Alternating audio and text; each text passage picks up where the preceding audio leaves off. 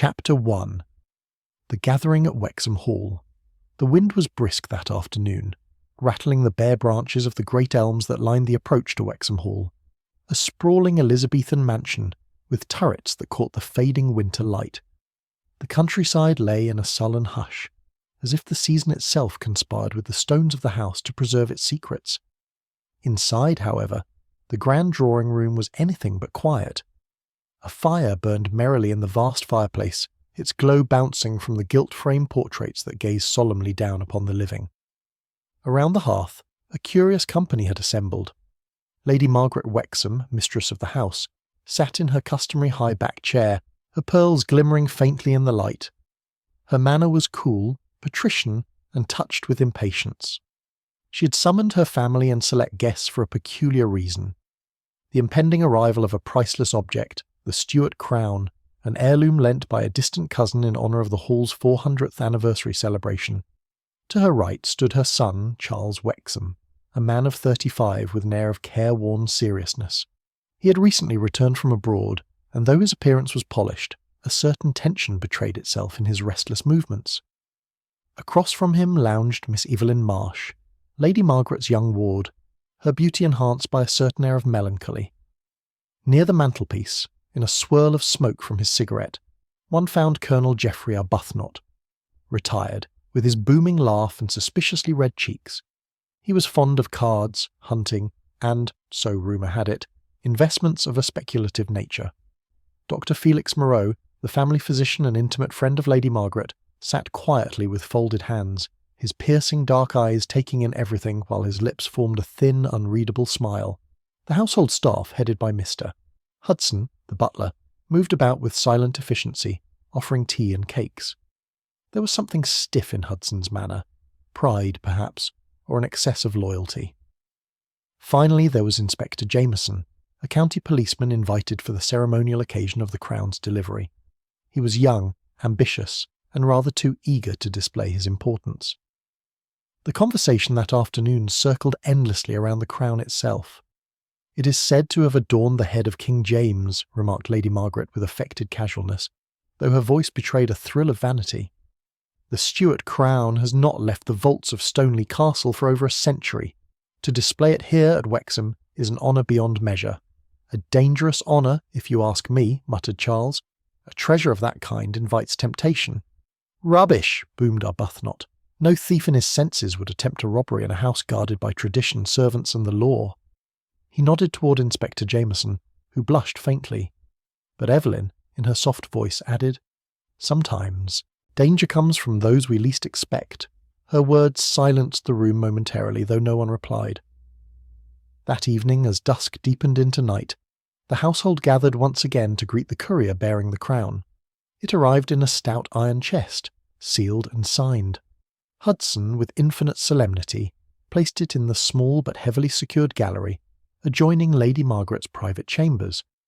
The gallery's sole entrance was guarded by a steel door, to which only Lady Margaret, Hudson, and Doctor Moreau possessed keys. As the lock clicked shut, a hush fell upon the gathering. The crown, glittering faintly under the electric light, seemed to radiate an almost menacing beauty. Jewels winked cruelly, and its age seemed to whisper secrets across centuries. "Tomorrow we unveil it to the guests," Lady Margaret announced. "Tonight it rests here, under Wexham's protection." But even as the household retired to their rooms, a feeling of unease lingered in the corridors of the old house. Doors creaked faintly. Footsteps echoed where no one ought to be, and somewhere in the shadows, unseen, a pair of eyes watched the gallery with cold calculation. The stage was set. Chapter 1. The Gathering at Wexham Hall. Hastings had known grand houses in his time, but Wexham Hall possessed a solemnity that pressed upon a man's shoulders like a ceremonial cloak. Approached by a mile of elm-lined drive, it rose dark and patient from the winter fields, its mullioned windows holding the pallid sky as a mirror holds a passing face. As the motor brought him up to the great door, Hastings noted the faint glaze of frost upon the steps and the thin skein of breath that escaped from the chauffeur's lips. The hour was a little past 3. A weak sun had already begun its retreat. Inside, the warmth was immediate and enveloping. The entrance hall soared upward, timbered and hung with faded banners from campaigns long spent. A great clock, dignified and obstinate, ticked in the corner with a noise like a measured tap upon a coffin lid. The butler, Hudson, grey as a rook and about as talkative, received Hastings with the professional melancholy of his office, and having divested him of coat and hat, conducted him through a corridor to the drawing-room. Lady Margaret Wexham rose from her chair with stately grace. She was tall, still handsome, and wore an uncompromising string of pearls that seemed less an ornament than an insignia.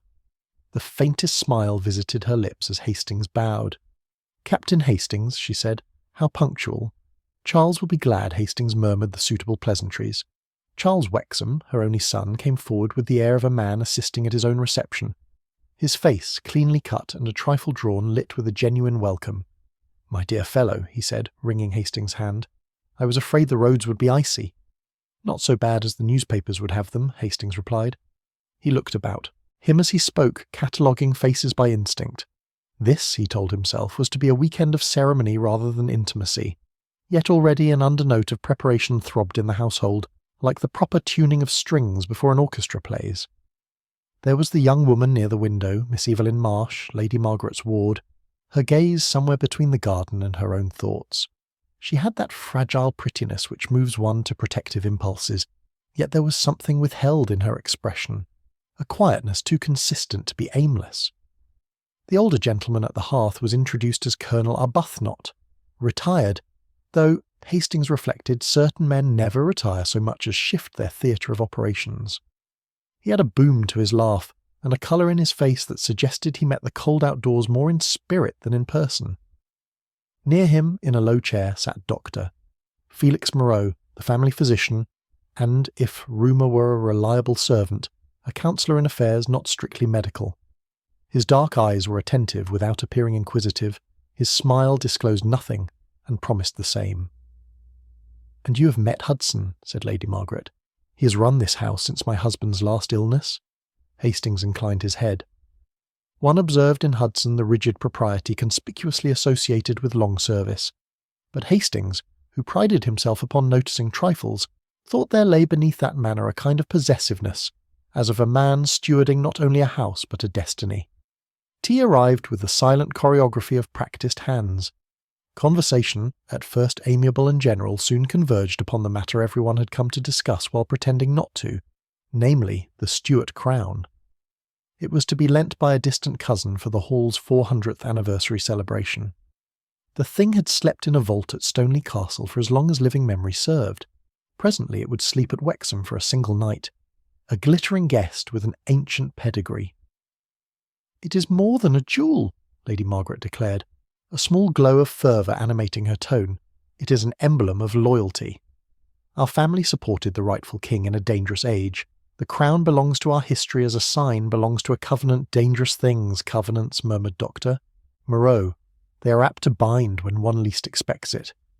"Come, Moreau," said Arbuthnot in hearty protest, "you make it sound like a trap. My dear Lady Margaret, it will be a splendid affair. I have never seen the old crown, you know. Worth a cool fortune, I imagine." The physician's gaze slid to the colonel and then away, turning neither sharp nor indulgent. Hastings thought he saw the faintest crease of amusement at the corner of the doctor's mouth and wondered at its cause. Charles, meanwhile, remained restless, crossing to the window and back again as if to measure the distance. "I confess it makes me uneasy," he said. "That much value under our roof, well, it invites speculation." "Speculation is my department," Arbuthnot returned with a laugh. "The thieves of England will find better pickings in the city than at Wexham, under Hudson's eye and the county police at full muster." "You flatter us, Colonel," said Hudson from the doorway. If the remark stung, he did not permit it to show. "The courier from Stoneleigh has telephoned. He expects to arrive at 5:30, depending on the road beyond Mersham Bridge. Inspector Jameson is already here and requests a few minutes with her ladyship." "Inspector Jameson?"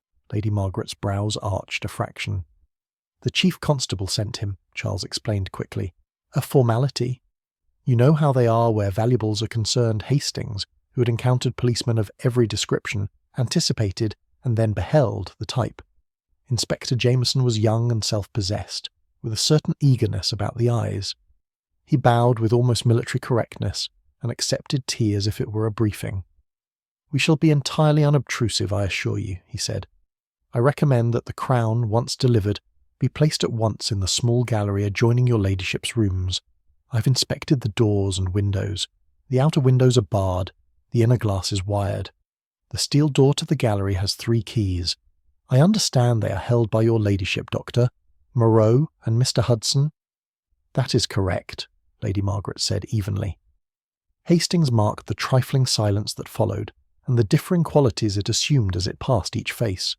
The calm ownership in Lady Margaret's eyes, the slight bow of Hudson's head, like a man acknowledging a sacred trust, the physician's bland acceptance, Charles's impatience, Evelyn's vague apprehension, the Colonel's levity, Jameson's satisfaction in procedure.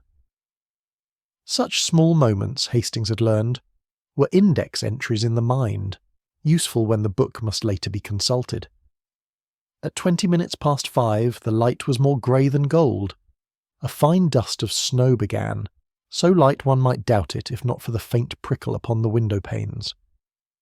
The courier arrived promptly thereafter, a square man in a dark overcoat who gave his name as Llewellyn, and produced documents with elaborate exactitude. The iron chest he bore, a compact unsentimental object, was sealed. Hudson signed, Lady Margaret countersigned, and Inspector Jameson added his name with the concentration of a clerk inscribing a precedent. They went together to the small gallery. Hastings had not yet visited this part of the house, and was struck by the way the corridor narrowed, coiling inward like a thought refusing the world.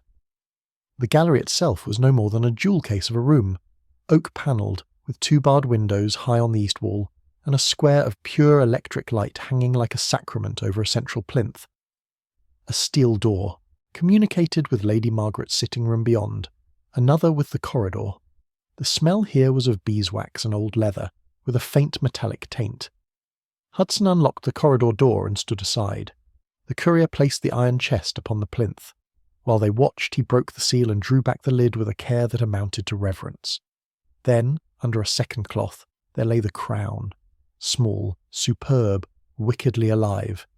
It caught the light with a stealthy wink, throwing back colours too pure to be wholly innocent, blue and green and a dark, accusing red. It was Hastings' impression that no one spoke for some seconds. Even Arbuthnot forgot to exclaim. It is an odd truth that very valuable objects often impart not delight, but a species of solemn dread. You feel before them, not that you hold them to your gaze, but that they hold you to account. Lady Margaret recovered first. "You see," she said softly, "it is as I remembered from childhood, only more so." Jameson cleared his throat. "If we are agreed, the chest may return with the courier, the crown remaining in our care. Mr. Hudson, the keys, if you please." The formalities concluded in a little ceremony of locks and signatures. Hudson set the crown within a glass case upon the plinth. The case itself was simple but robust, with a concealed clasp. Jameson examined it, satisfied himself, and stepped back. "Lights to remain on through the night, Mr. Hudson," he instructed. "Patrols hourly. I shall sleep across the corridor. I would ask, Lady Margaret, that until the unveiling tomorrow, you do not show the crown to any additional guests." "Very good, Inspector," she said, and with the faintest smile, "though I should not like to wake guests with cries of 'Behold!' in the small hours." They dispersed, the courier departing with his empty chest as if relieved of a sinful burden. Evening settled into the house. Dinner was longer than appetite demanded and contained a thread of conversation that refused to turn from its subject however deftly steered. Evelyn scarcely spoke. She touched her food as though it were part of a social ritual in which she no longer believed. Charles attempted politics and motor cars in succession. Arbuthnot told a story about a friend whose bank manager vanished with an opera singer and persuaded no one to be amused. Dr. Moreau's remarks came with practised economy, like medicines dispensed from labelled bottles. Afterward there was bridge. Hastings excused himself, pleading letters to write, and wandered instead. The corridors of Wexham after 10 o'clock possessed an air compounded equally of comfort and conspiracy. The rugs muffled one's tread, the portrait eyes were unfrank. Now and then a door closed somewhere with stealth rather than secrecy, as though the house preferred not to declare itself too openly. Twice he passed the turn leading to the small gallery, and twice he found an excuse to continue on. On. The third, he yielded to temptation. Inspector Jameson sat on a chair just within the corridor, collar up, a newspaper on his knees.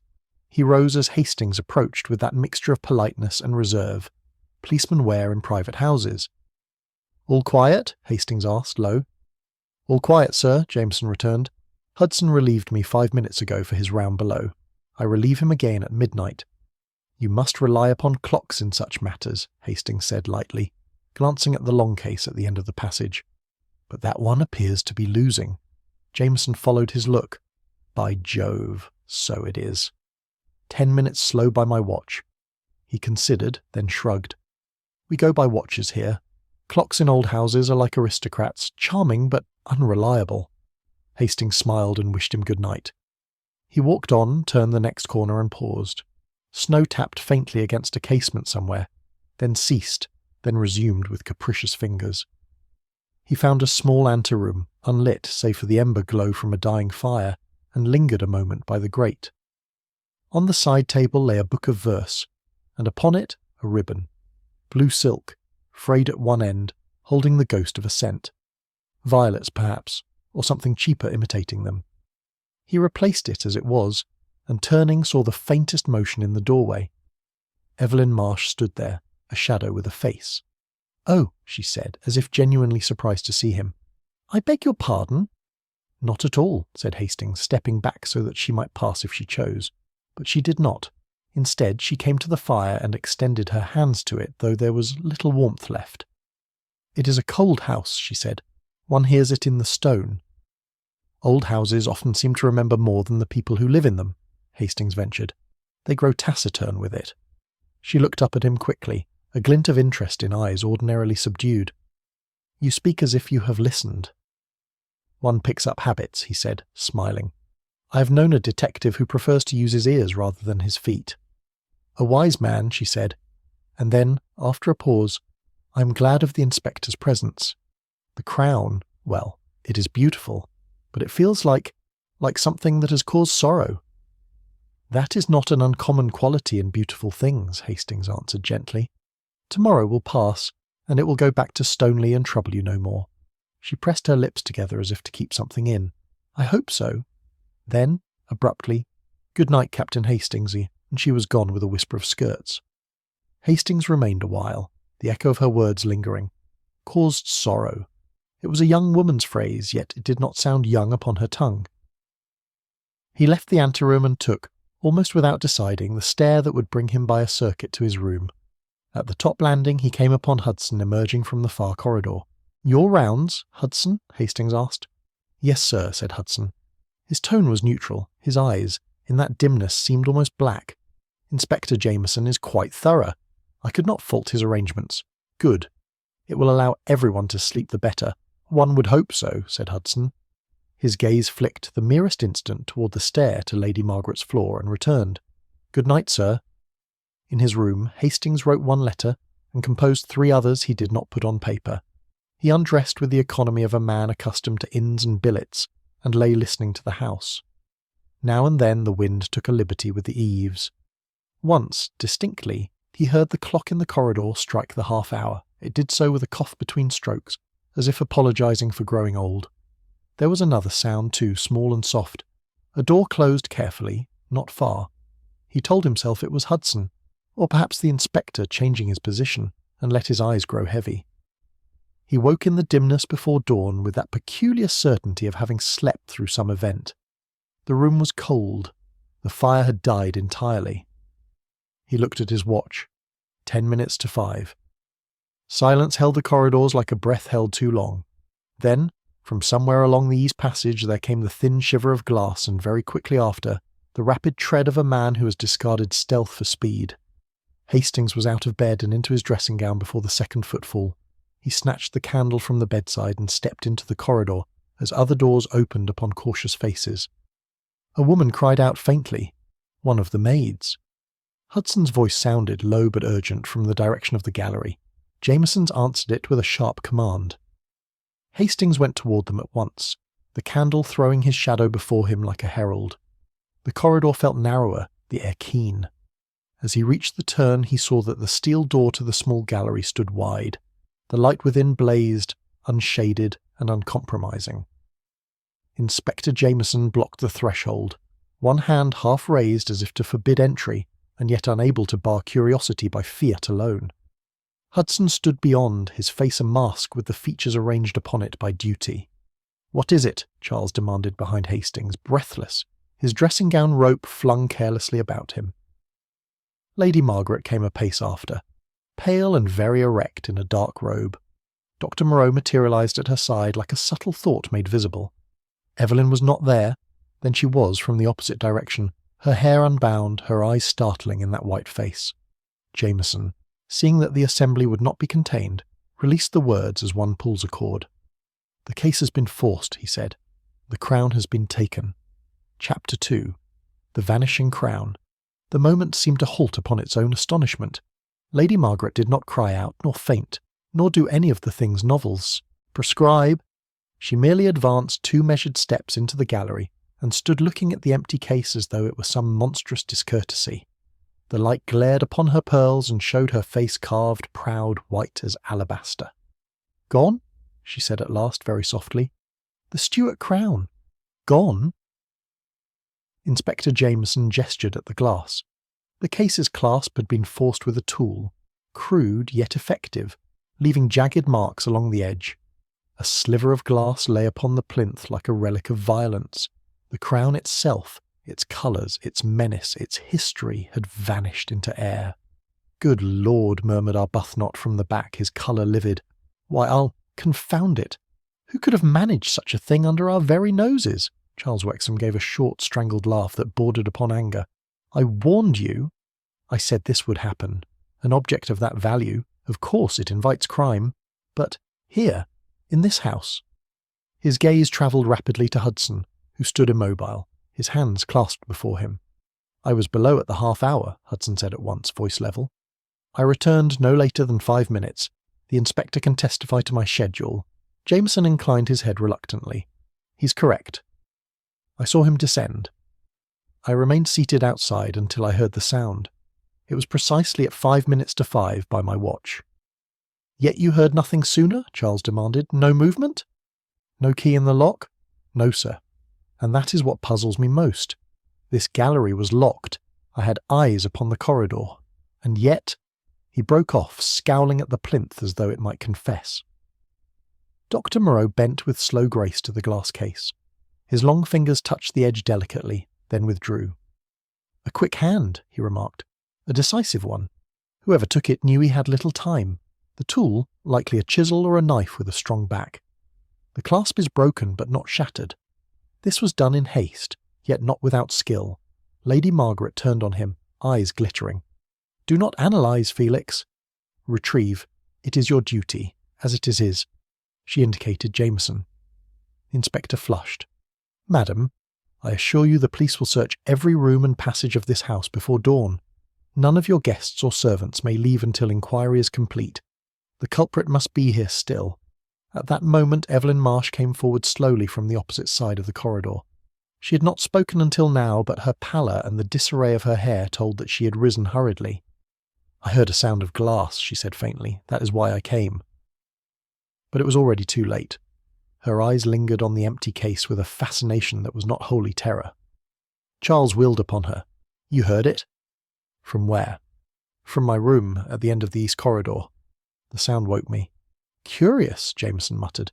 "I was but 10 feet away, and I heard nothing until the shiver that brought you all running. You do not imply—" Lady Margaret's voice sliced the air. "You do not dare imply negligence." "No, madam," Jameson said stiffly, "but it suggests cunning. The thief must have taken measures against noise, perhaps muffling the clasp, cutting with deliberation. The final fragment was what betrayed him." "Or her!" murmured Evelyn, so softly it might have been the fire speaking. Arbuthnot turned at that, booming, "Come, Miss Marsh! Surely you cannot suspect one of us." But his laughter rang a trifle hollow. Lady Margaret drew herself up. "Enough. We shall not stand wrangling like children. Inspector, you will take charge at once. Lock the doors to this gallery. Guard them both. No one leaves this corridor. Charles, see that the staff are gathered. Every person must be accounted for." The orders snapped like a whip through the company. Hudson went briskly, Charles stormed down the stair, Arbuthnot muttered and swore. Evelyn retreated into shadow, her hands pressed together as if to warm a secret. Dr. Moreau lingered. He was looking not at the glass but at the floor beside the plinth, where a faint smear of something dark caught the light. "Interesting," he said quietly. "A trace, not blood, perhaps. Grease. Oil." We shall see his eyes flick to Hastings, who had followed all with soldier's keenness. Inwardly, Hastings cursed that Poirot was not here. He had longed for peace in the country, for a holiday from mysteries. Instead, he found himself once more in the thick of a theft that smelt unmistakably of deeper crime. As he bent closer to the smear on the floor, he became aware of a small object near the skirting board. A ribbon, blue silk frayed at one end, faintly scented. He had seen it the night before in the anteroom. He said nothing, only slipped it into his pocket. Better to have it later for Poirot's little grey cells. The house was stirring now, maids in dressing gowns, footmen half awake, the cook wringing her hands. They crowded in the hall, whispering with frightened curiosity. Charles returned with anger flashing, reporting that every door was locked, every window barred, every servant accounted for. No one had left, no one could have entered. "So," Lady Margaret announced with dreadful calm, "the crown is stolen from within. We are a household of thieves, or victims, and until the culprit is unmasked, we are prisoners of our own hospitality." At that moment the first faint gleam of dawn touched the upper windows. It fell cold upon faces drawn and pale, and upon the locked steel door behind which the plinth stood bare. The Stuart crown was gone. Chapter 3. The arrival of Hercule Poirot, the morning sun, pale and grudging, crept through the mullioned windows of Wexham Hall, casting its anemic light over a household in disarray. Breakfast had been served in the long dining-room, but little was eaten. Guests sat with cups untasted, eggs cooling on, plates and faces tight with sleeplessness. Lady Margaret presided at the head of the table with a serenity that was more formidable than any display of grief or hysteria. Inspector Jameson entered halfway through, boots still powdered with frost from his patrol of the grounds. He looked exhausted, though he endeavoured to disguise it beneath a mask of officious vigour. "We have searched every room," he declared. "Cellars, attics, cupboards, trunks. Nothing. The crown is not in this house, which means—" "It means," Lady Margaret interrupted with imperious composure, "that your search is inadequate. The crown was stolen under your very eye. Until you produce it, Inspector, we remain in a state of disgrace." Hastings, seated midway down the table, studied her face with admiration not unmixed with unease. She spoke less like a woman robbed than a monarch insulted. He was about to murmur some conciliatory word when a footman entered with a card upon a tray. "For Captain Hastings, sir," the man said respectfully. Hastings glanced at the card, then gave a start of incredulity. In neat copper-plate letters it read, "Monsieur Hercule Poirot." "By Jove!" Hastings exclaimed, leaping to his feet. "Poirot? Here? What on earth—" Lady Margaret's brows arched. "A friend of yours, Captain Hastings?" "The best detective in Europe," Hastings said with pride. "If there is a problem, I can assure you he is the man to untangle it." He excused himself with haste and hurried into the hall, where a small, fastidious figure in a perfectly brushed grey coat stood, surveying the banners and the clock with faint disdain. "Poirot, my dear fellow," Hastings cried, "of all the— How extraordinary! What brings you to Wexham?" Poirot inclined his head, his moustaches bristling with delicate satisfaction. "Mon ami, it is not extraordinary at all. You write to me, n'est-ce pas, that you spend a quiet weekend in the country. And what do I read in my morning paper? That the Stuart crown, priceless heirloom, is to be exhibited at Wexham Hall. Instantly I say to myself, my Hastings is there, my Hastings is near trouble, it is inevitable. And behold, I arrive by the early train, and already the whisper in the village speaks of robbery." Hastings flushed faintly. "Upon my word, Poirot, it is uncanny. Yes, the crown was stolen in the night. Vanished utterly." "Alors," said Poirot softly, eyes glittering. "It begins." "Take me to Lady Margaret." They returned together to the dining-room. Lady Margaret rose with dignity as Hastings presented him. Poirot bowed with exquisite courtesy. "Madame, I intrude. But where the English police apply the net, Hercule Poirot applies the brain. If you will permit, I offer to place my little grey cells at your disposal. Inspector Jameson, already chafing, looked mutinous. With respect, sir, this is a police matter. But naturellement, Inspector, said Poirot, amiably, and Hercule Poirot does not rob you of your duty, he assists. 2 heads, they are better than 1, especially when one is little and Belgian, yes? Even Lady Margaret's lips twitched at that. She inclined her head. Monsieur Poirot, you are welcome. This house is dishonoured. If you can restore to us the Stuart crown, we shall be in your debt. Poirot seated himself, accepted coffee, and let his gaze travel with discreet leisure over each face at the table. Charles restless and pale, Evelyn subdued but attentive, Arbuthnot not blustering, Moreau smooth and unreadable, Hudson waiting at a respectful distance. You will permit that I ask questions, Poirot said. Last night, who saw the crown after it was locked in the gallery? Only Hudson and myself, Jameson replied. I was stationed outside until the alarm. Bon, and at what time did the alarm sound? 5 minutes to 5 by my watch. Poirot lifted a finger. Ah, your watch. And the clock in the corridor, was it in agreement? Jameson looked uncomfortable. No, it was 10 minutes slow. Très intéressant, murmured Poirot. You see, Hastings? Already we have time that is elastic. Elastic time, very dangerous. It permits a crime to slip through like a snake.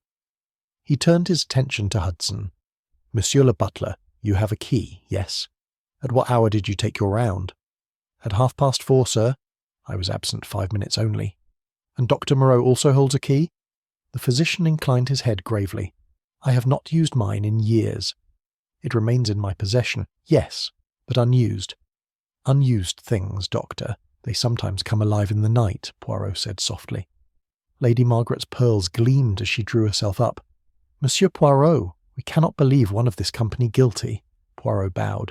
Madame, it is the instinct of the heart to say so. But Hercule Poirot, he says always, suspect everyone until the little grey cells give permission to trust. The company stirred uneasily. Arbuthnot swore beneath his breath. Evelyn clasped her hands tighter. Charles stared moodily at the carpet. Poirot sipped his coffee, eyes half closed. I will examine the gallery, he said at last. I wish also to see the servants, each one. And after, perhaps a walk in the snow. Footsteps, they have a way of recording their own testimony. He rose. The room seemed suddenly smaller for his presence, as if even the shadows drew back from his precise authority. Hastings felt the old thrill return. The case had begun in earnest. And somewhere in Wexham Hall, among the respectable and the frightened alike, moved a thief, or worse. Chapter 4. The little grey cells at work. The small gallery lay cold and still in the pale winter morning. The electric light hummed faintly above the plinth, now shorn of its splendour. Poirot entered with deliberate tread, Hastings and Inspector Jameson at his side, and Hudson, following with the air of a priest attending a shrine. Poirot paused just inside the steel door, tilting his head as though listening. His eyes roved the room slowly, lovingly, as though the very floorboards might whisper their secrets, if only treated with sufficient courtesy. Messieurs, he said at last, observe the case. Forced, yes, but it is not only the glass that speaks. Regard the clasp, broken outward. That is curious, n'est-ce pas? For if the thief wished speed, he would smash wholly, but he did not. He prized, he levered, he cut. A careful man, who feared noise more than time. Jameson muttered, or a woman, perhaps. Someone less strong. Perhaps, said Poirot softly. But strength, it is not the question. Patience, Hastings, always patience. He knelt, his neat fingers tracing the smear upon the oak floor where Dr. Moreau had remarked it in the night. Poirot lifted them delicately and sniffed. Oil? Yes. Machine oil? Very fine. Not from a lamp? None. From a tool, perhaps? Or, yes, from a firearm. A revolver, carefully tended. Hastings frowned. But surely, Poirot, none of the company here carried arms. Poirot smiled. My friend, the English gentleman, he loves always to be prepared. The Colonel, for instance, he's a man of sport, of cards, of chance. He may also be a man who cherishes a pistol. We shall inquire. He moved next to the windows, barred, wired, secure. Poirot tested them with fingertips, pressed lightly, then stood back. No thief entered here from without. That is certain. So, we are faced with a theft accomplished inside, with Inspector Jameson no less, just beyond the door. Curious indeed, Hudson cleared his throat discreetly. Monsieur Poirot, the servants are assembled in the hall, should you wish to question them. Très bien, we shall proceed, said Poirot, brushing imaginary dust from his immaculate sleeve. In the great hall the household staff stood in uneasy row, maids with aprons trembling, the cook with reddened hands, the chauffeur with cap in hand, and the footmen pale as ghosts. Poirot regarded them with kindly, unhurried gaze. Mes amis, it is not to accuse that I question you. It is to observe, to listen, to know. Each of you, where were you at the hour between 4 and 5 this morning? The accounts came one by one. The cook claimed her kitchen bed. The maids confessed they heard nothing, save one who thought she heard a door click but could not say when. The chauffeur had been in his quarters above the garage. Each story, ordinary, dull, unremarkable. Poirot nodded gravely at each, then dismissed them. Only Hudson remained. You, monsieur, were below at the half-hour, you say? Yes, sir. And at that moment, where was Inspector Jameson? In the corridor outside the gallery, sir. Poirot's eyes twinkled. So you see, Hastings? Each man testifies to the other. Perfect. Too perfect. Jameson stiffened. Are you suggesting collusion? I suggest nothing, I observe. 2 men, 2 testimonies, each making the other innocent. Such arrangements, they are neat. Sometimes too neat. At that moment the door opened and Dr.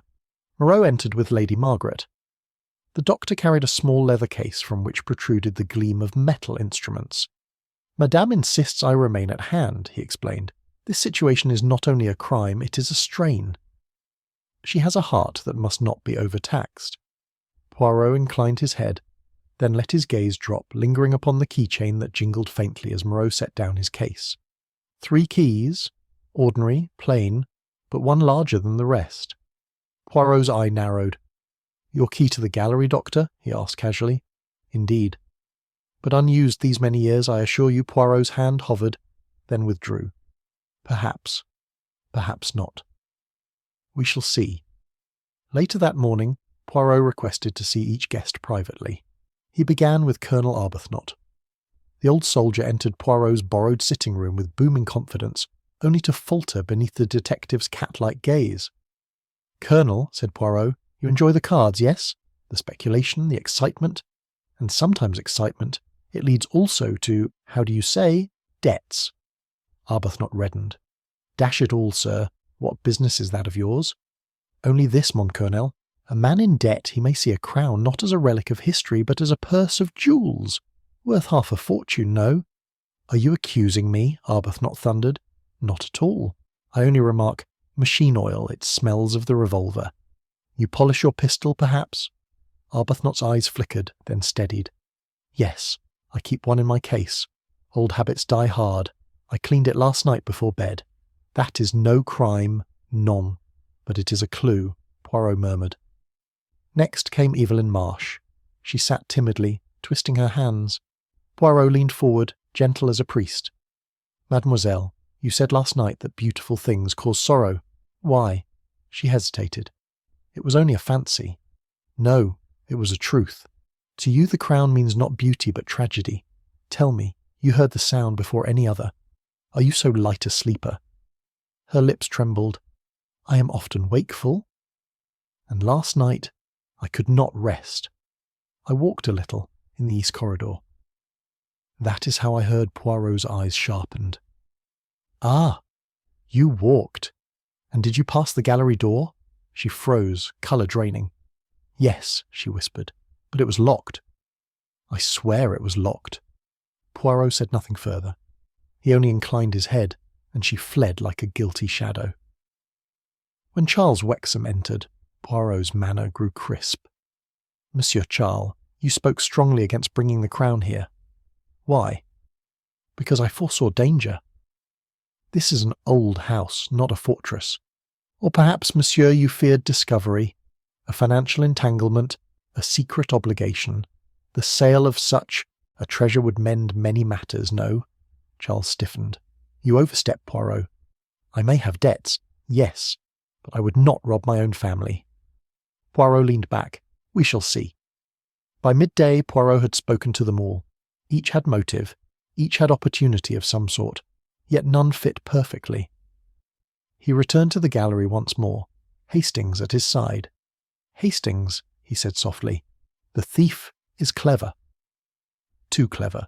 But already he has made the mistake. Soon, with one question, one detail, we shall have him, or her. Hastings stared. But who, Poirot? Who?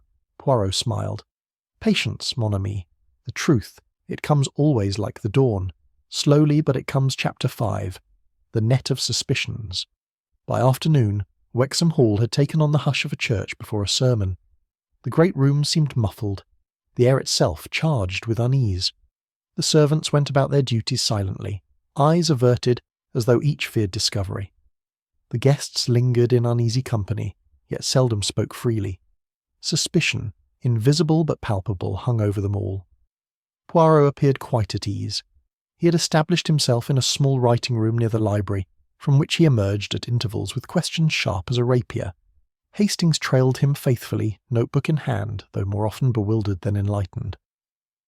Inspector Jameson, meanwhile, was reduced to the role of a watchful schoolboy, alternately resentful and grudgingly admiring of Poirot's authority. It was there that Poirot began his next assault upon the fortress of silence. "Let us consider, Hastings," he said, pacing delicately. "The keys, 3 in number, Lady Margaret, Hudson, Doctor, Moreau Jameson. He keeps guard outside, yet the crown vanishes. Voila! The locks are important, yes? But so too is time. Always time." "You mean the slow clock in the corridor?" Hastings asked. "Précisément. The clock, 10 minutes slow. By that fault an alibi may live or die. Imagine, a man says, 'At 4:30 I passed here.' But if he looked to the corridor clock, it was in truth 20 minutes earlier. Thus the thief gains time he does not possess." Hastings frowned. "But who relied on that clock?" Poirot tapped his temple. "We shall find out, mon ami. Wait." Presently, Arbuthnot was summoned. He entered with bluster, tugging at his moustache. "Now then, Monsieur Poirot, more questions?" "I swear I've told you all I know." "Mais oui, Colonel. It is only this. When you retired last night, at what hour?" "Near 11. I heard the clock in the east corridor strike the hour as I passed. Damned thing croaks like a crow. Ah!" Poirot lifted a finger. "So you relied upon that clock? Perhaps also when you rose. When did you wake, Colonel?" 5:15 by that same clock. Heard the scuffle and aroused myself. Poirot's eyes glittered. "Très bien. You see, Hastings, our Colonel is a man of habit. He trusts the clock, yet it lies to him by 10 minutes. A perfect arrangement for a thief. If he is that man," Arbuthnot flushed deeply. "See here, are you implying—" "I imply nothing, mon Colonel. I observe. You may go." Next came Doctor Moreau, gliding into the room with a composed smile. His black eyes watched Poirot as a cat watches a bird. "Doctor," said Poirot, "your key? It has dust, yes?" "Years of disuse. May I examine?" Moreau drew the key from his chain without hesitation. Poirot took it, studied the wards with a magnifying glass, and gave a small, satisfied nod. "Indeed, it has not turned a lock in a long while. The dust is intact. You are cleared. Unless you possess another key made secretly." Moreau's smile deepened. "You flatter me with such cunning, Monsieur Poirot. But no, I have better occupations than thieving." "Perhaps," murmured Poirot. When Evelyn Marsh was called, she entered timidly, her hands twisting at her gown. Poirot's tone softened. "Mademoiselle, forgive me, but you said last night you walked in the corridor. Why? What troubled you?" She looked down. I could not sleep. The crown, I felt it was like a curse. I wandered a little, hoping the stillness would quiet my mind." Poirot's gaze sharpened. "And at what time was this?" "Near 4:30. I glanced at the clock. Eh bien, again, the lying clock. If you glanced at it, it was nearer 20 past, which means you walked earlier than you thought. And did you see anyone?" She hesitated. "I thought. Perhaps I heard a door close. But I saw no one. Très intéressant. You may go, mademoiselle." When she had gone, Hastings whispered, "Poirot, do you suspect her?" Poirot adjusted his cuffs with precision. "Mon ami, I suspect all, but especially I suspect that corridor clock. It is the accomplice of our thief. Whoever relied on it, they betray themselves." The final interview was with Charles Wexham. He entered with the haggard air of a man worn thin by suspicion. "Poirot, this is intolerable," he said at once. "My mother's house disgraced, our guests treated as criminals. If the police cannot find the crown, what hope is there?" Poirot looked at him keenly. "Monsieur, sometimes the hope lies not with the police but with psychology. A thief leaves not only footprints but shadows in the mind. Tell me, why did you oppose the crown's presence here?" "Because I feared exactly this. It is a temptation, a danger. Or because, monsieur, you feared debts made public?" Charles stiffened. "If you know, then yes, I have debts, a foolish speculation abroad, but I would never stoop to theft. My family honour forbids it." Poirot nodded gravely. "Perhaps. Yet debts, they push a man far." When Charles had gone, Jameson muttered, "We've learnt nothing. Everyone had motive and every alibi seems to crumble." Poirot smiled faintly. "Exactly so, Inspector. The truth lies not in what is said, but in what is too neat.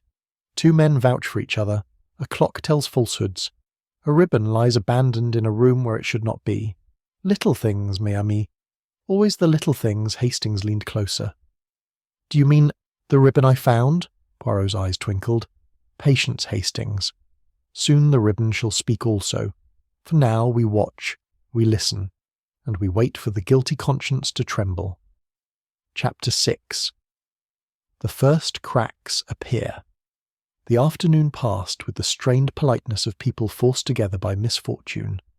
Wexham Hall, usually a place of ceremony and tradition, now felt like a fortress with invisible bars.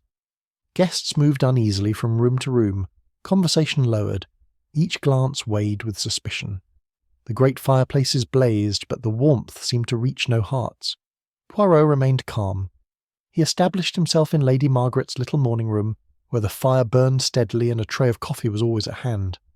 Hastings found him there, seated delicately on the edge of a chair, fingertips pressed together, moustaches quivering in thought.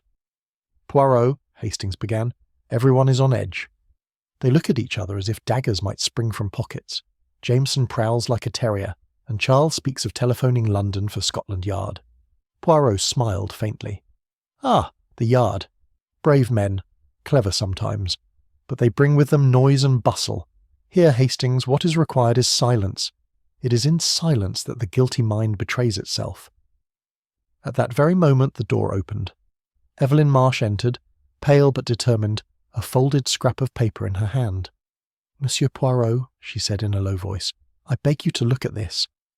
"I found it on the stair that leads from the east corridor to the servants' passage." She handed it over. Poirot unfolded it carefully.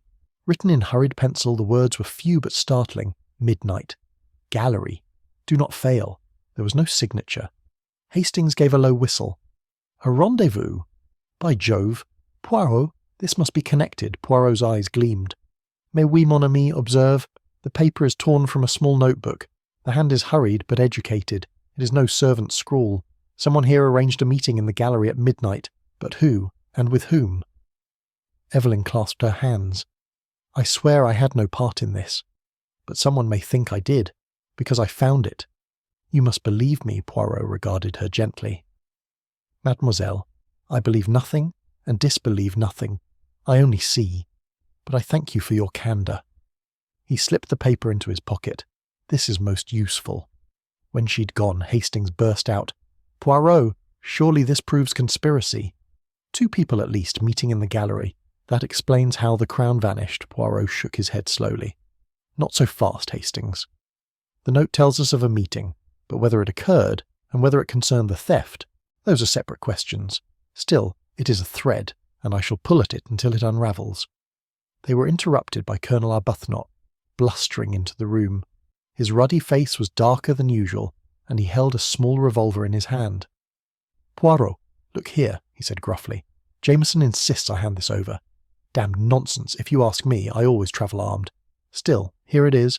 Poirot received the weapon delicately, turning it in his hands. It gleamed with recent polish, smelling faintly of oil. "Just as I thought," Poirot murmured. "The oil on the gallery floor, it matches this precisely. Colonel, you cleaned this yesterday?" After dinner, yes, Arbuthnot said stiffly. I like my pistol in order. Poirot handed it back. I do not accuse, Colonel, but I remark that a pistol, it leaves traces, and those traces, they are sometimes found where one would not expect them. Arbuthnot muttered, You'll not pin this business on me, and departed in ill humour. Suspicious fellow, Hastings whispered. Perhaps, said Poirot serenely, but even the suspicious may be innocent. That evening, as dusk drew down, Poirot asked that all the household assemble in the drawing-room. Lady Margaret, regal as ever, presided from her chair. Charles stood at her side, restless and pale. Evelyn sat near the fire, hands folded tightly. Arbuthnot loomed by the mantelpiece, scowling. Dr. Moreau remained composed, his gaze unreadable. The servant stood at the back, Hudson grave and upright as ever. Inspector Jameson lingered near the door, arms folded. Poirot rose, his small figure commanding more attention than a sergeant major's bark. Mesdames et messieurs, I thank you. We are together, and together we must face the truth.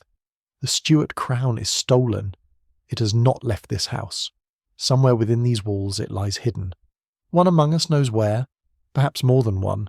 Already I have clues.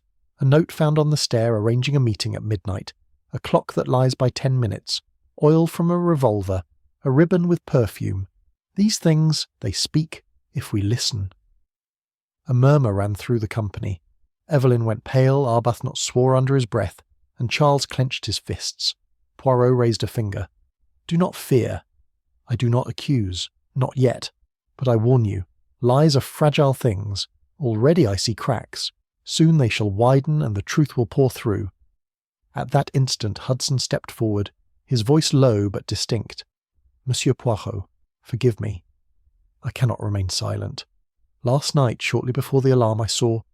He broke off suddenly, colour draining from his face. All eyes fixed upon him.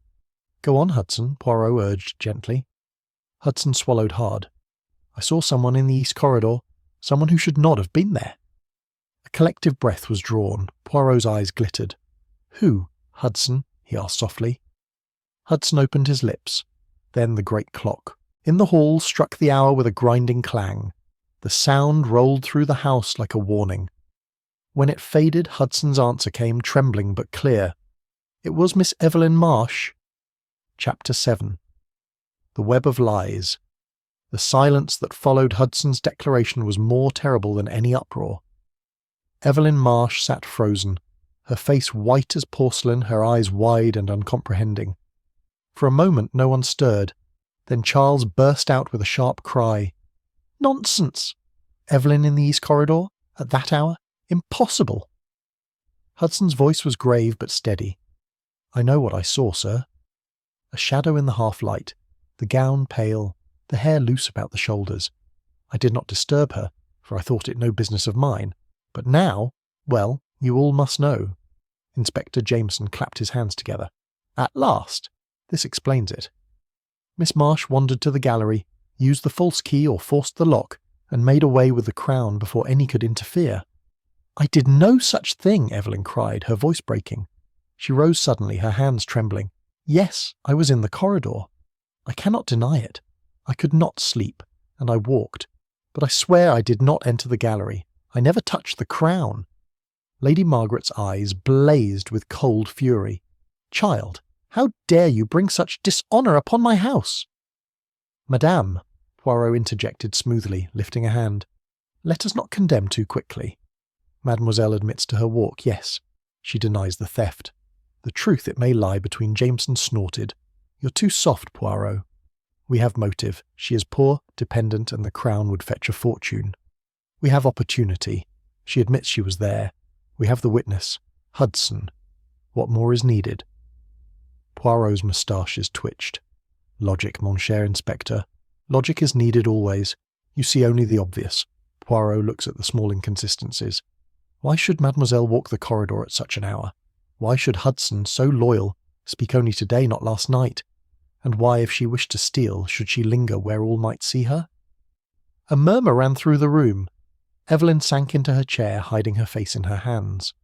Charles moved to her side, placing a protective hand on her shoulder. This is absurd, he said fiercely. Evelyn is incapable of such treachery.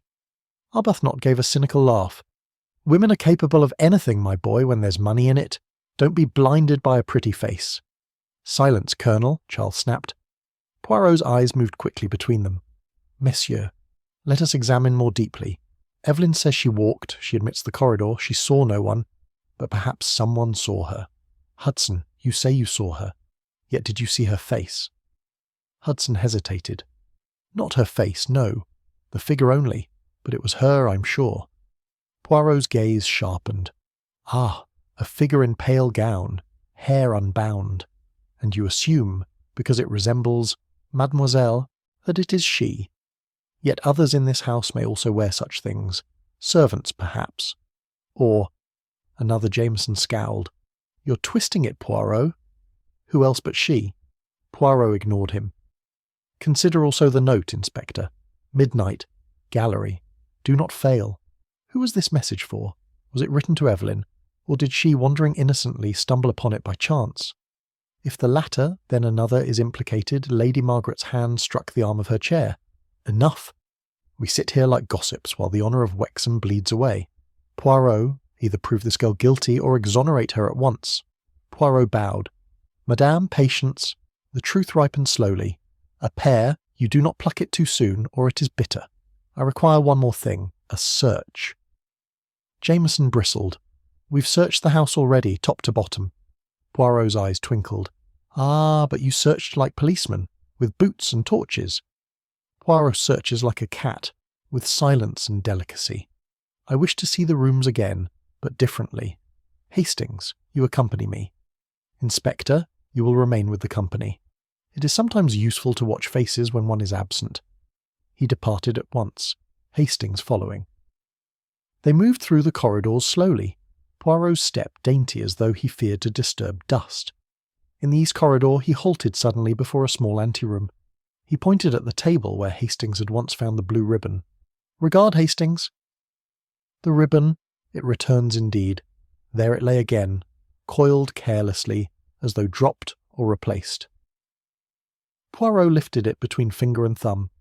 Perfume? Yes. Violets. Not the perfume of Evelyn Marsh, I think. Hers is different, lighter, almost nothing. This ribbon belongs to another woman, or a man with strange taste.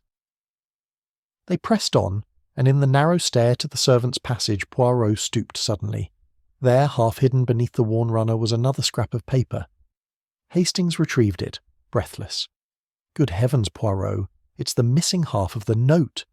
Indeed, the torn edges matched precisely, and upon this half was written a single initial. See, Poirot's eyes glittered. Ah, mon ami, now the web begins to tremble. We shall see soon which fly it holds. Chapter 8. Secrets in the Shadows. Poirot returned to the drawing-room with Hastings close behind him. The company was still gathered there, subdued and restless.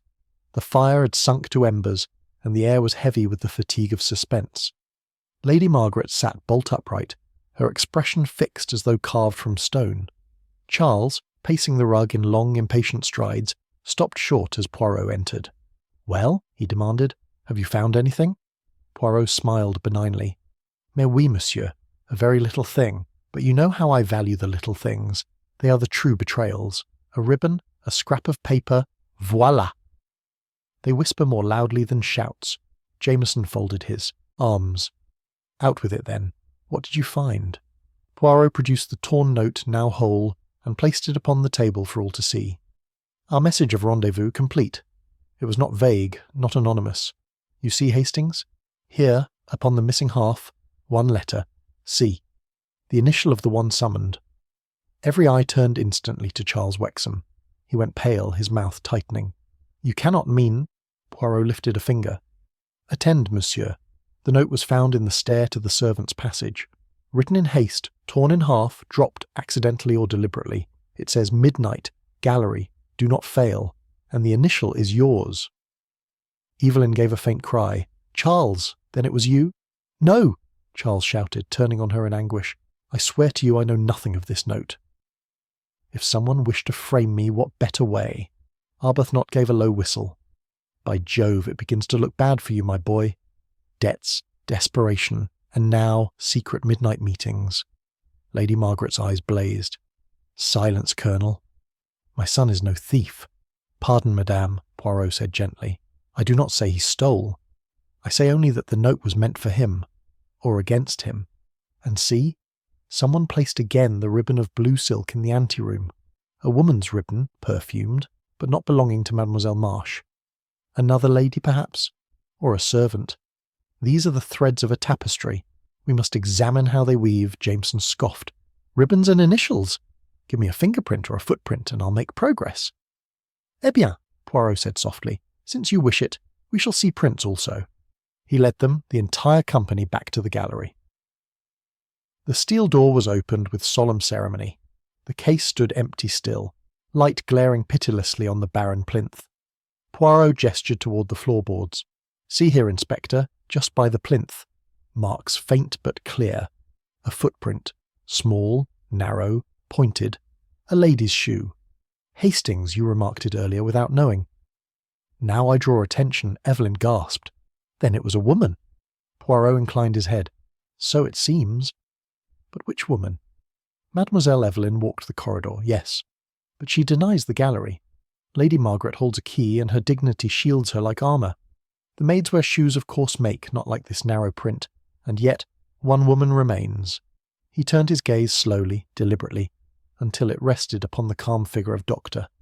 Moreau. The physician raised his brows. "Surely, Monsieur Poirot, you do not accuse me of wearing dainty slippers?" Poirot smiled almost tenderly. "No, doctor. But perhaps one you know did. Perhaps a woman aided, or was used. It is not yet clear." "What is clear? Someone in this household lies most delicately. The lies, they are like hairline cracks in porcelain. Under pressure they will break." At this, Hudson, standing stiffly by the door, spoke again. "Monsieur Poirot, if I may, there is something I concealed before. I feared it would bring trouble upon the family, but now I can remain silent no longer." All turned to him. Lady Margaret's face grew rigid. "Hudson, what are you saying?" The butler drew a breath. "2 nights ago, before the Crown arrived, I discovered in the library a conversation between Mr. Charles and Colonel Arbuthnot. They spoke of debts, of a desperate need for money, and the Colonel, he suggested that certain jewels might be worth more than a crown of tradition." Arbuthnot bellowed, "Lies! Black lies!" But his face had gone mottled red. Poirot raised his hand for silence. "Ah, now we approach the heart. Money! It is the oldest motive. But theft of such daring, it requires also cunning. We have debts, secrets, meetings in corridors, false clocks, and a crown that vanishes into air. Yet it is not in the air, mes amis. It is here, under this very roof." He looked around the tense circle, his eyes glittering. "Soon I shall set a little trap, and in that trap the truth will be caught." Chapter 9. Poirot Sets the Trap. The hours that followed. Hudson's revelation passed with the heavy inevitability of a storm waiting to break. Guests withdrew into uneasy groups, whispering in corners, while servants tiptoed about their duties like conspirators. Inspector Jameson fretted openly, demanding arrests, searches, threats of jail. Lady Margaret endured it all with icy grandeur, speaking little, her eyes flashing when Charles's name was too freely bandied. It was near 9 o'clock when Poirot summoned Hastings and Jameson to Lady Margaret's morning room. A single lamp glowed upon the desk, throwing the detective's small figure into sharp relief. He stood very erect, moustaches bristling, as though about to address a court. "Messieurs," he said, "the time has come. The threads they have woven enough. Tonight I will place my trap. Tomorrow we shall have the truth." Jameson leaned forward eagerly. "What sort of trap, Poirot? Tell me, and I'll have constables placed all around the house." Poirot shook his head. Non, Inspector. Too many policemen, and the bird, it does not come to the snare. The guilty one must feel secure. It is psychology. We offer temptation again, le même appât, the same bait, and when he reaches... Ah! Then I close the net." Hastings frowned. "You mean another crown?" Poirot's eyes twinkled. "Exactement. Hastings, you recall the iron chest. It still rests in the cellar, empty. Tonight we shall place it once more in the gallery. Not the crown, of course, but a clever substitute. I have already instructed Hudson to prepare a case with paste jewels, very convincing from a distance. The light, It will be kept bright. The guard apparently slackened. The thief will see his chance. Jameson slapped his knee. Excellent. And I shall be waiting in the corridor. Not you, Inspector, Poirot said mildly. You are too obvious. Our thief. He has already slipped beneath your nose once. Non. This time Hercule Poirot himself will keep watch, with Hastings. We shall conceal ourselves where we see all and are seen by none. The guilty one will betray himself by the hand, the gesture, the very footfall Jameson muttered, half resentful, but yielded. Lady Margaret, when told, inclined her head with a bitter smile. Very well. Do as you must, Monsieur Poirot. If it restores my house's honour, I care not what stratagems are used. Thus it was arranged. The night was deep and bitterly cold. Wexham Hall lay hushed, its windows glinting faintly beneath a waning moon. In the east corridor the steel door to the gallery stood open, light streaming out upon the polished boards. Upon the plinth gleamed the false crown, its paste jewels throwing off deceptive sparks beneath the lamp. Poirot and Hastings crouched in a narrow recess just beyond the door, hidden by a heavy curtain. Poirot's breathing was calm, measured, his eyes fixed unwaveringly on the prize. Hastings felt his own pulse beat fast, the thrill of the chase quickening his blood. Midnight chimed from the distant clock, coughing through its strokes. The corridor lay empty. Silence thickened, oppressive. Then, footsteps. Soft, cautious, deliberate. A figure appeared at the far end of the passage. Cloaked, moving with feline stealth, it paused, listened, and advanced. The light from the gallery caught a pale hand, a glint of something metallic. The figure slipped inside. Hastings stirred, but Poirot pressed his arm. Patience, mon ami. Always patience. The figure approached the plinth. For a long moment it stood gazing at the false crown. Then, with a quick, practised movement, it bent, drew forth a key, and fitted it to the lock of the case. The clasp yielded. A hand reached out. "Maintenant!" cried Poirot, springing from his concealment. Hastings followed, grasping the intruder's arm. The cloak fell back. A gasp ran through the room. It was Dr. Felix Moreau. His face, ordinarily composed, was now twisted with shock and fury. "Unhand me!" he hissed. "This is absurd!" Poirot's eyes glittered triumphantly. "Absurd? Non, Doctor. It is the climax. You see, you could not resist returning. The psychology, it is perfect. The thief he believes he may deceive again. That chance favours him. But always the criminal revisits his crime. And tonight you betray yourself." Jameson, rushing in with drawn revolver, seized the doctor's other arm. Moreau struggled once, then stood motionless, his lips pressed tight. Poirot straightened his cuffs.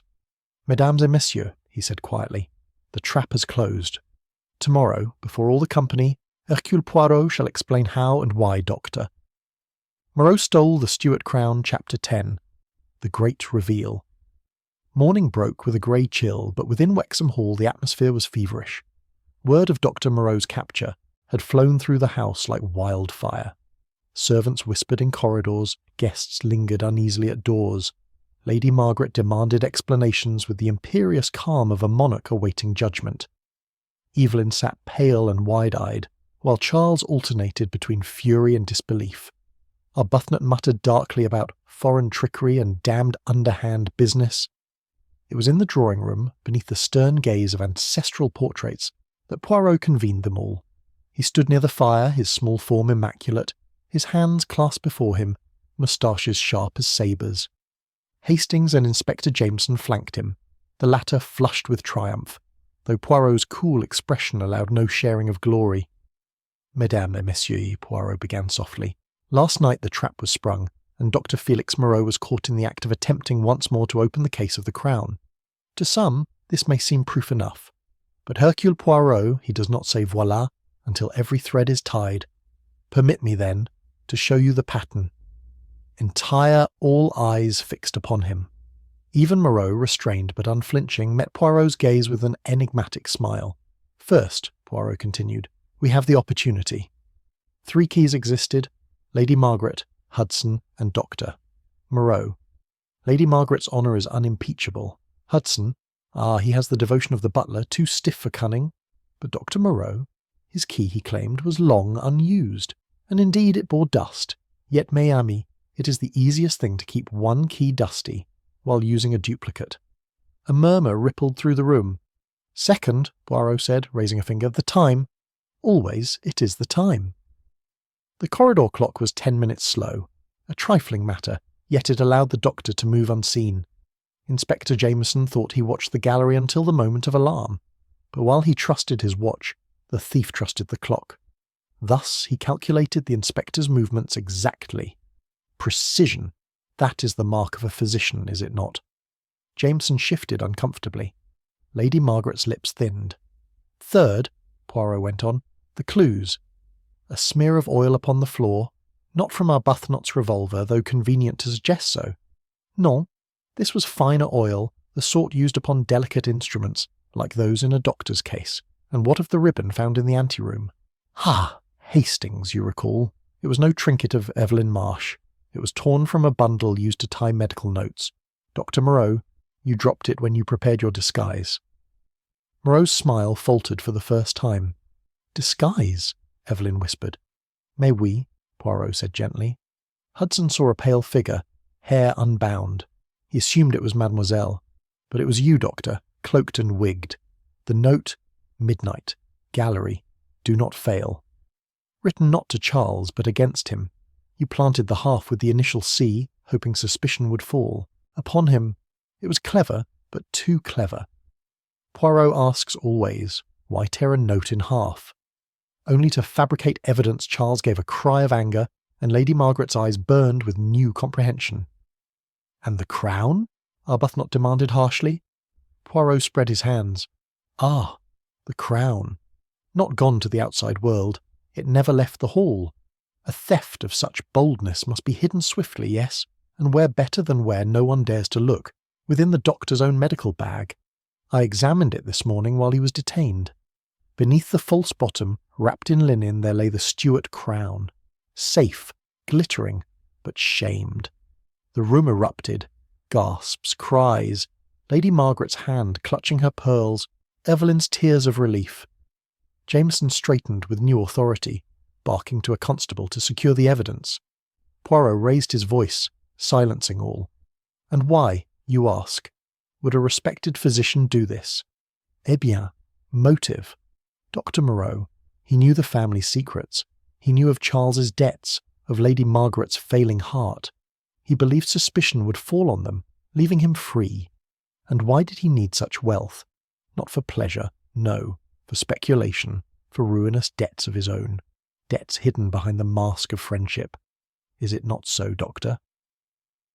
For the first time, Moreau's composure cracked. "And if it is? Do you think your logic condemns me? No jury would believe such trifles." Poirot's eyes glittered. "Trifles, monsieur?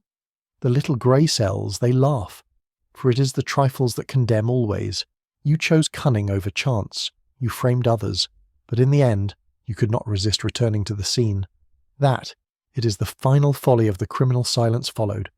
Then Lady Margaret rose, tall and terrible. "You have betrayed my house, Felix. My trust. You have stolen not merely a crown, but honour.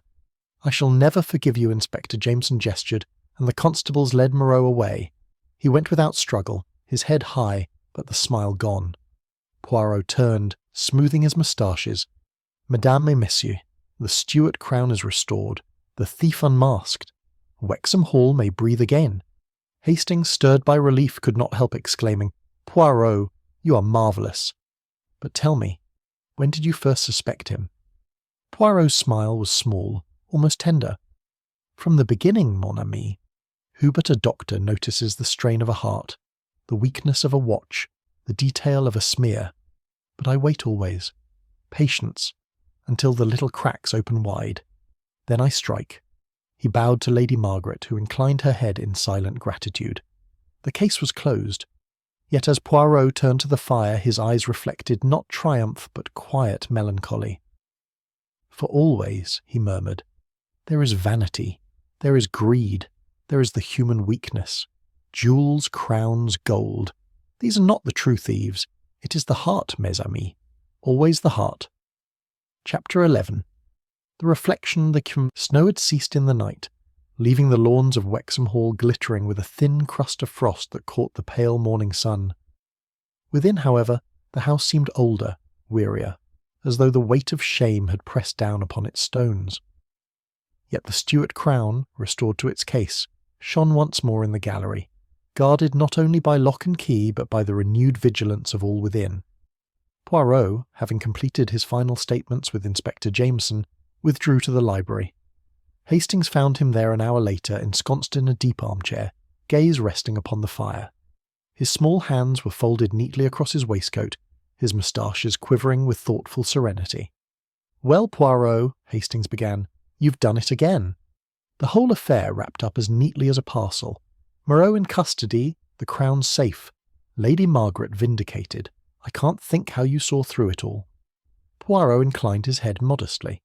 "It is simple, mon ami, when one does not permit the eyes to deceive. The eyes, they see shadows and glamour, but the little grey cells, they note the truth. The dust upon a key too perfect, the smear of oil too fine, the clock too obliging. Always it is the detail that betrays." Hastings shook his head in admiration. "Still, to think of Moreau, a man trusted, welcomed, almost one of the family." "I should never have believed it." "Precisely," Poirot replied. "He counted upon that very thing. Trust is the cloak in which many criminals wrap themselves. He thought himself above suspicion. That is why he sought to cast blame upon others, upon Mademoiselle Evelyn, upon Monsieur Charles. Yet the more elaborate the lie, the more fragile. A torn note, a ribbon, a footprint, they cracked the facade." The door opened then, and Lady Margaret entered. Her figure was erect, but her eyes held a shadow. She came to Poirot with the grave composure of a queen addressing her minister. "Monsieur Poirot," she said quietly, "you have restored more than a crown. You have saved my family's honour. For that, we are in your debt." Poirot rose, bowing. "Madame, you owe me nothing. It is my profession. Yet I grieve that it was necessary. The betrayal of a friend, it cuts deeper than the theft of jewels." For the first time her voice faltered. "Yes, I trusted him. We all did. And that, perhaps, is the hardest wound to heal." She turned and left without another word. Hastings looked after her with sympathy. "She's a proud woman, Poirot." "This will weigh upon her for years." Poirot resumed his seat with a sigh. "Pride, Hastings. It is both armour and burden. Lady Margaret will bear it. But remember this. Wealth, titles, jewels, they are but trappings. What matters is the integrity of the soul. When that is broken, no crown can mend it." There was a long pause. The fire crackled gently, filling the silence with its quiet music. At last Hastings spoke again. "And what of Evelyn?" "She must be relieved." Her name cleared. Poirot smiled faintly. "She is young. Youth recovers, though the memory will remain. And Charles, he has seen his family almost destroyed by suspicion. Perhaps it will steady him, make him wiser with money, with life. Out of evil, sometimes good may come." The grandfather clock struck the hour. Poirot rose briskly, brushing a speck of ash from his immaculate sleeve. "Come, Hastings. The affair is finished. We take the morning train to London. Already I feel the tug of the quiet apartment, the order of my little things. The world may keep its crowns. Hercule Poirot values only the symmetry of truth." As they left the library, Hastings cast one last glance back at the firelit room, the sombre portraits, the great oak shelves. Wexham Hall would endure as it had for centuries. The Stuart crown would shine again beneath chandeliers. But for those who'd lived through the theft, the shadows of suspicion and betrayal would linger always. Outside, the frost glittered like a million tiny diamonds. Poirot drew his coat closer, his moustaches bristling in the chill. "Eh bien, Hastings," he said lightly, "another case closed. And once again, it is the little grey cells that have triumphed. Never forget, mon ami, the truth, it is always there, waiting to be seen." And with that, Hercule Poirot stepped into the waiting motor car, his small figure framed against the winter light, leaving Wexham Hall to its memories.